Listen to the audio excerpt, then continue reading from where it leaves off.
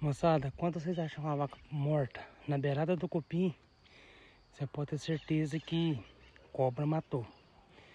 Então, pra quem não sabe, esses cupim assim, ó, que tem buraco no fundo, esse trem, as cobras gostam muito de ficar nisso pra se esconder, né, e sair de noite. Então, vaca chega na beirada ali, coçando a cabeça, né, ou fica pastando perto ali.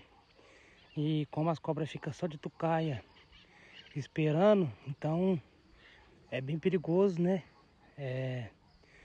Por isso que a maioria dos acidentes acontece assim, com vaca. Picou vaca, morreu perto do cupim, pode rachar o cupim no meio aí, trazer um trator aqui para arrancar esse trem aí, que você vai achar ela lá dentro do cupim, a cobra. Você pode ter certeza disso. Isso daqui, ó, é uma plantação imensa de cascavel.